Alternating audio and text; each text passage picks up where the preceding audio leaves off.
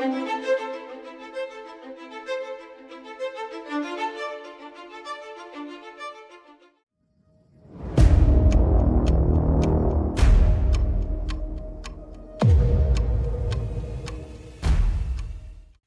few, we happy few, we band of brothers. For he today that sheds his blood with me shall be my brother.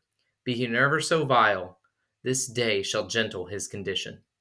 And gentlemen in England now abed shall think themselves accursed that they were not here, and hold their manhoods cheap, whilst any speaks, that fought with us upon St. Crispin's day. William Shakespeare, Henry V. Henry IV, the first Lancastrian king, took over a kingdom filled with instability and discontent. Henry faced rebellions from various factions and had to deal with the ongoing Hundred Years' War against France.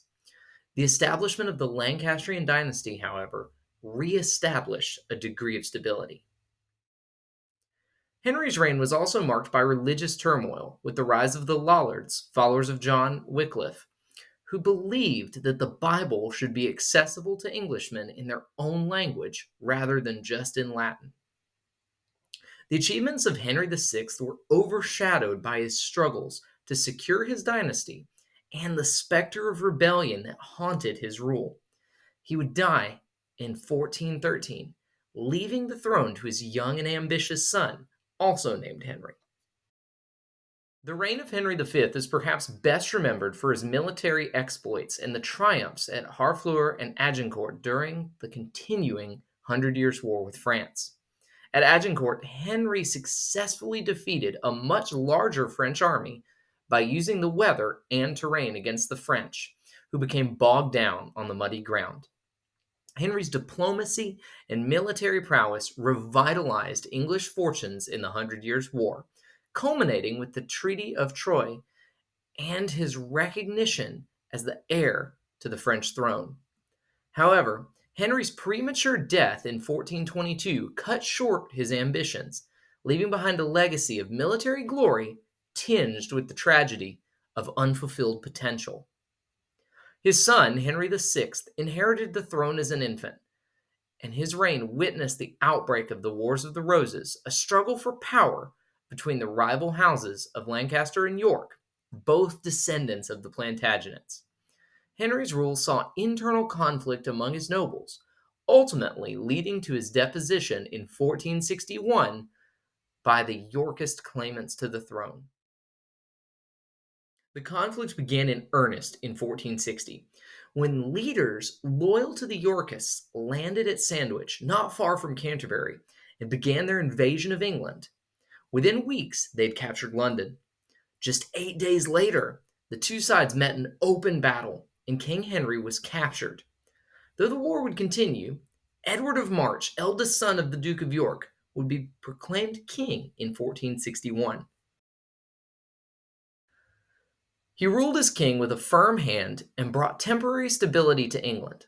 Edward IV's charisma and military skills secured his position as a formidable monarch, yet his rule was not without challenges, including political intrigue and conflicts with powerful nobles vying for influence.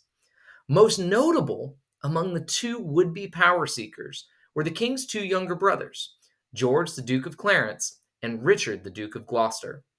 In 1477, the Duke of Clarence rebelled against his brother Edward IV and was executed at the Tower of London in 1478. In the years that followed, Edward's health began to decline, and nearing death in 1483, he named his younger brother Richard, Duke of Gloucester, as Lord Protector, since his son Edward was still a child. Upon the death of his father Edward IV, the young prince was declared King Edward V, but his reign was short-lived. Amidst accusations of illegitimacy and political maneuvering, Edward V was swiftly deposed by his uncle, who declared the boy and his younger brother illegitimate before imprisoning them in the Tower of London. During their captivity, the two boys disappeared under mysterious circumstances, never to be heard from again. Remains have since been discovered that may in fact be the missing princes, though this has not yet been proven. Richard III, uncle to Edward V and brother of Edward IV, ascended the throne under suspicious circumstances in 1483. His reign was characterized by attempts to consolidate power and suppress dissent. Its rule faced challenges almost immediately from rival claimants, most notably Henry Tudor, the Earl of Richmond, whose mother was a Lancastrian. Tudor led a military rebellion against Richard, culminating with the Battle of Bosworth Field in 1485. Ultimately, the rebels under Henry Tudor were victorious, and Richard was killed on the battlefield, the last English monarch to die in battle. His body would be buried at Greyfriars Church in Leicester, which in the subsequent centuries was lost to history and buried under Victorian and modern development. It would not be recovered until 2012 when the church and the body were both found underneath a parking lot.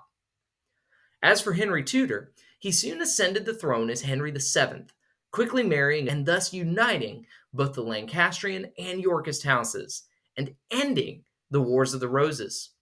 Of course, in the 15th century, no one called this period the Wars of the Roses, and it was not until later that the two sides would be represented with colored roses, white for York and red for Lancaster. The Tudors, in turn, would utilize a badge consisting of both roses, a symbolic union of the two houses, and an end to yet another period of turbulence. Henry VII's reign would offer considerable stability as he set about establishing the Tudor dynasty. Within 2 years, his succession would be secure with the birth of his first son, Arthur. Yet it would be his second son, Henry, who would lead England into the Tudor age.